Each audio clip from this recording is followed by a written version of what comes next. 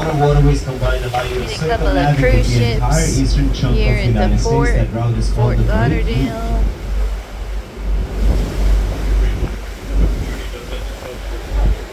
We are taking the water taxi into Hollywood, Florida, to Margarita.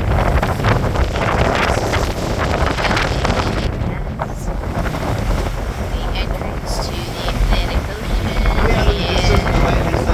a cruise ship called Freedom of the Seas. It is a Royal Caribbean cruise ship. They big cruise ships, all of them have water on the sides of the top deck.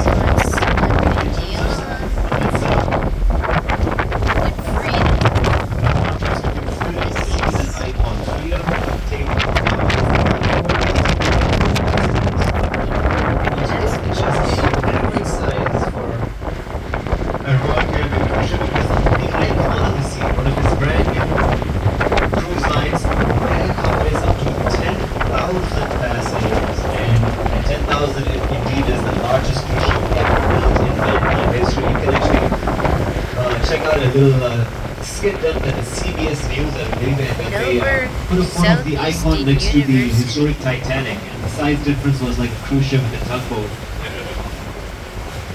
Actually drove past the icon while I was visiting Miami Beach. It wasn't much taller than these ships, but it was definitely 3 times wider. Just a behemoth. On the left, we got Nova Southeastern University. It's the top, a beautiful park. And this campus was added in the late 1990s, all thanks to Guy Harvey. His signature is etched next to the Oceanographic Center sign. Guy Harvey's an interesting fellow.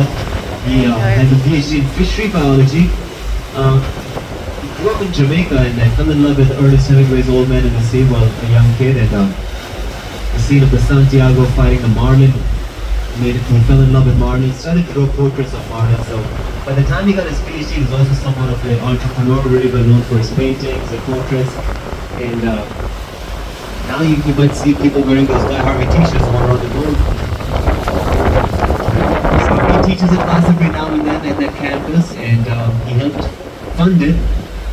And this is where all the marine biology students take their courses as well. In front of the main campus, that grayish-looking tent that we're passing by behind those jeeps is the reef garden. So coral reefs, the students will go out to the shore and they're going to grab some dying corals. Bring him inside the control those corals. That's the headquarters of the United States Coast Guard as well. Back in the 1920s, these Coast Guard officers were in charge of making sure that the Fort Lauderdale area was booze-free because there was prohibition, and they really did not do a good job because Fort Lauderdale was nicknamed Fort Lickerdale by the FBI, and a couple of bootleggers did very, very well. Al Capone became a kind of a national, well-renowned man, and for all kinds of gory stuff he would do in Chicago later on. And then you got Bugsy Siegel. He actually played a key role in creating Las Vegas. So one could say Las Vegas is like a child of Fort Lauderdale. All the bootleggers would hide on a tidal canal that passes through the middle of this park. It's called the Whiskey Creek because that was their favorite hiding spot, with all those barrels of whiskey bottles stored in on their boats. Legend goes that every time when it was high tides, they would actually tie up the bottles of whiskey to the twisted roots of the mangroves that you're going to see dotting the shoreline as well. This one about 3,500 passengers, that's pretty beyond. One interesting thing about Celebrity Cruise Ship, it's christened by a female entrepreneur athlete. The Beyond was christened by the gymnast Simone Biles.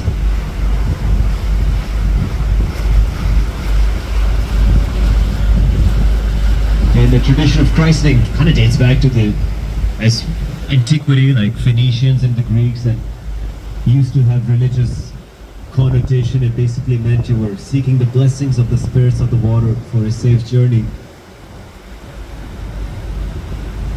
Back in those days, they used to actually sacrifice an animal on the bow of the boat. Nowadays, you just pop up a champagne bottle, do a ribbon cutting ceremony, and things like that. These huge torpedo-looking fenders that are tied to the wall are actually there to put swimmer, first man to do 100 meters in less than a minute, and then of course he would star in those Tarzan sequels and popularize that yodeling sound he would make. I'm not drunk enough to make it right now. But he actually filmed the Tarzan out here in Fort Lauderdale somewhere and helped fund the construction of the International Swimming Hall of Fame, which is our stop number 6 in Fort Lauderdale Beach. Those are our tugboats on the right, Trident. Eileen and Tate always work together. They're like siblings and co-workers as well. And these tugs, as the name implies, they quite literally play tug of war. They drag those huge container ships from the side. They tie one end of the rope to the midship area for container ship, the other end to the bow of a tugboat. Container ship will not be steered at all. It's just going to go straight, and the tugs will do all the heavy lifting, maneuvering, twisting and turning, helping them dock as safely as possible, because this body of water is fairly narrow. It's only 400 feet wide, so container ships are quite clumsy. And the tugs, in contrast, they got those azapad. What basically means is that the engine is rotating 360 degrees. It's compressed inside a pod or an azapad. So tugboats are very an island hopper. What that means is this container ship will go to various islands around the Caribbean where they don't even have one of those cranes to unload the equipment. So it comes with its own crane. It's right now unload these yachts. That's pretty cool. They look like about maybe $1 million yachts, maybe around that price range. In a few weeks, we're going to have the Fort Lauderdale International Boat Show. You're going to see yachts worth sometimes in excess of $200 million. It's quite an incredible nautical show. The tickets are not that expensive, honestly. It's about $25 and Water Taxi during the boat show suspends its normal operation, and it just takes passengers from stop 4, 7, and 1 to the boat show and back. So definitely check it out in your life. It really is an incredible display of ships. This year it's happening on October 30th to November the 3rd. It happens every year to the last week of October.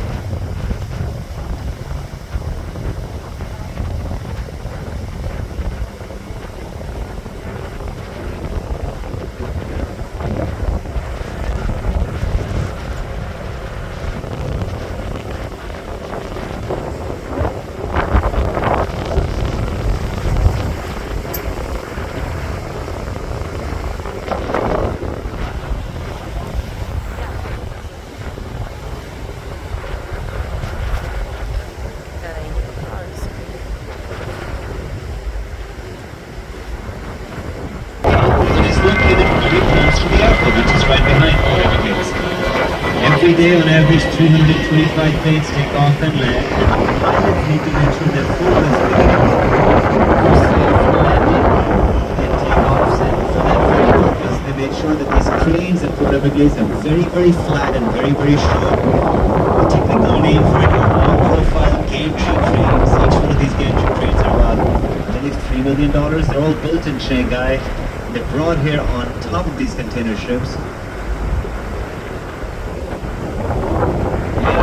The cranes is the workspace of the longshoremen. You might have heard of them lately. They've been on strike for about a couple of days. Right. And what they do is they sit on top of that orange enclosure, or inside that orange enclosure, and they're hoisted up in the air, strapped up, and stepping down diagonally every second of their job. And for 2 hours, they're shift. They're required to take a 2-hour break just to get their head straight, and they're using joysticks like you would playing PlayStation or Xbox to unload Yeah, remote control. to the dump. And yes, as the head of the union said, without them, life would be hard to imagine, because everything one can conceive of in our lives all comes on some kind of a ship. And did you know that for a year, about 3,000 of these containers never make it to the port? They fall overboard out in the ocean somewhere. No.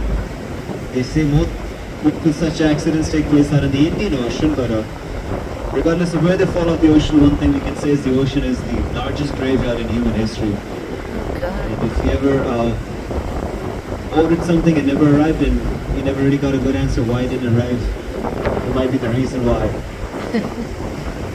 This by the way is the of Chiquita bananas. You might see some of those Chiquita containers in the backdrop.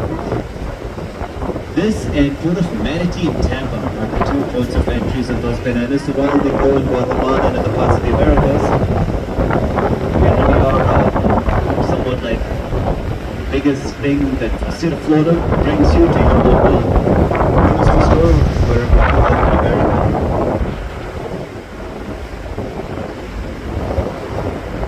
And apart from bananas, we got all kinds of apparels, we got cars and yachts and everything you can imagine. All the big names are here: Merrick's, Hapag, Lloyd, Hamburg, Sud, and MSC Mediterranean Shipping Company, which is #1 in all the supply chain. Notice those latchings that kind of run diagonally. That's how those containers are secured to the ship. But you know, if it's bad weather, they're gonna sacrifice a container or two to make sure the entire ship doesn't capsizes. Now, for the crew, they are considered more valuable than the goods. So if they have to embark, they're gonna hop on one of those lifeboats that you can see at the back of these container ships. So the angle at which those lifeboats are shown means it's gonna actually nosedive, make a big splash into the ocean, then kind of bounce up and eventually help the crew go on shore. Tom Hanks appears in a movie featuring a scene like that. Imagine doing a nosedive in that thing into the ocean. And something else to note, if you're into boat engineering, at the front of these container ships there's a big snowboat looking apparatus that sticks out. That is called the focus bow. What it does, it creates a path for the boat to move through, so that path reduces the friction between the water and the effectively increases the fuel efficiency, means that you use less fuel and it adds a bit of speed as well.